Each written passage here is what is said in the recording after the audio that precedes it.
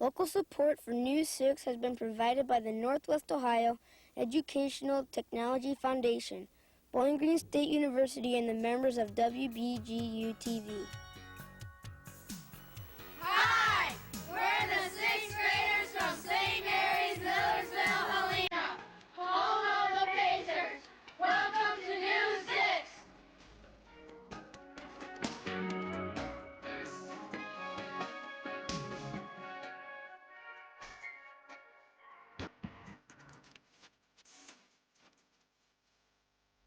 Hi, I'm Kelly Baker from St. Mary's, Millersville, Helena. Welcome to News 6. We have Amy Reno in the studio with our first story. Thank you, Kelly. In our first story, we take you to Wonderly Collision, a car repair shop.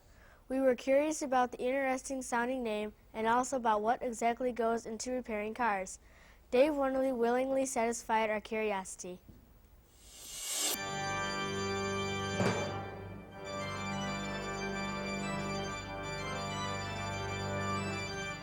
How did you get the idea of setting up Wonderly Collision? I'd worked for other people and had worked on cars since I was 15 and never really cared for working for someone else, so I went into business for myself. What inspired the name? Well, Wonderly is my last name, and it's pretty well known in the area. And Collision, we repair cars that's been in accidents, and Wonderly Collision seemed like a good sound, good name. What exactly do you do when you restore a car? Well, first you have to strip all the paint off of it, all the chrome and all the trim, and the interior also, so you can find out just how badly the body's deteriorated. And then if there's rust holes, you either cut the rust out and weld a patch on them, or you replace the panels. And then after you've replaced the panels, you take a body filler, either lead or a plastic filler, and you fill it, and you sand that until you have the contour of the car again, and then you prime it, and then you sand the primer, and you have to get it all nice and smooth. And then you paint it, put all your trim back together, and interior and everything, and then the car's finished.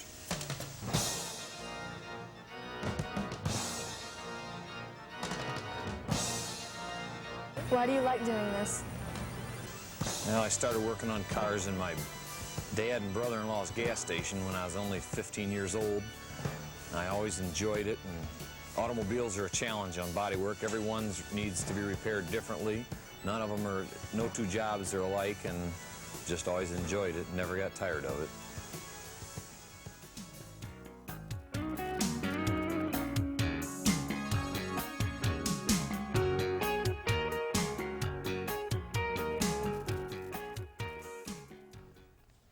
This News 6 is produced by the 6th grade class of St. Mary's, Millersville, Helena.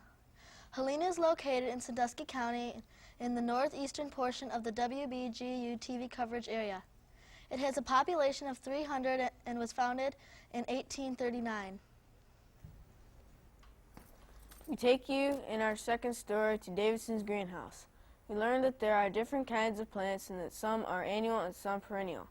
It was interesting to see how cedar is used. Lisa Wasserman has more.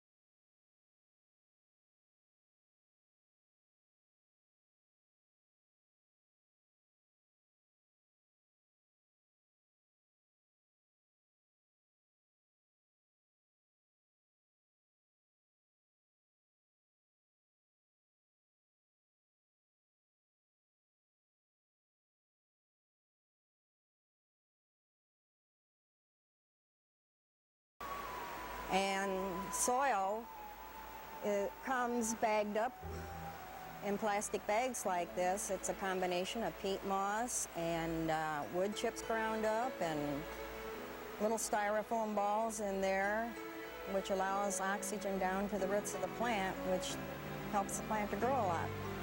How exactly do you do your seeding?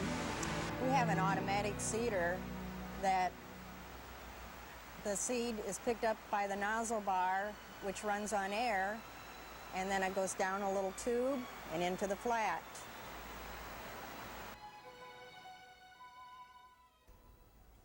On Kids View this week, we tried to find out the problems to what we have with our classes in school.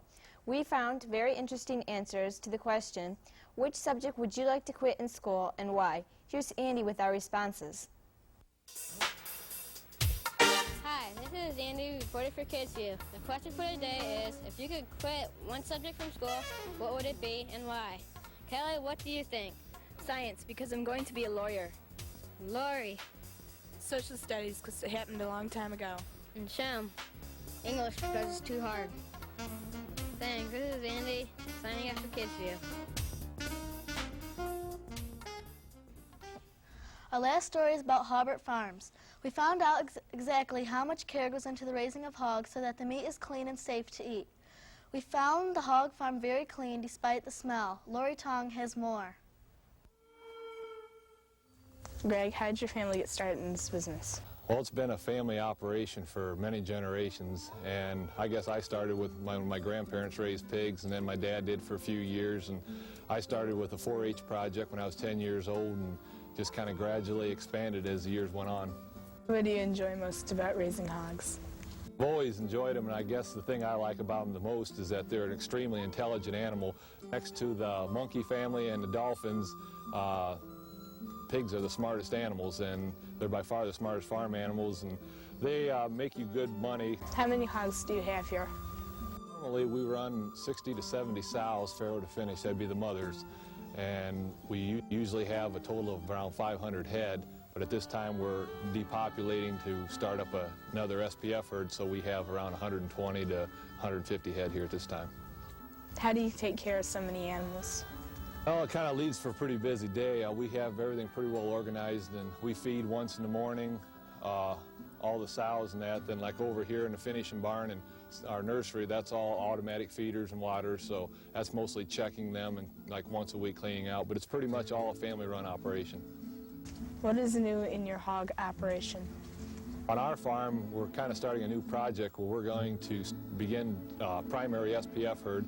That'll be where we'll take some sows to Illinois, and the babies will be taken C-section and raised in a laboratory out there, then brought back here. We will maintain a closed herd. No other animals will be brought on the farm.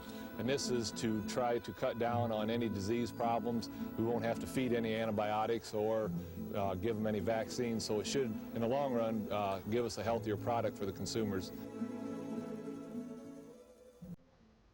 Bye now from St. Mary's, Millersville, Helena. See you next week with the 6th graders from Burn Road Middle, Boston.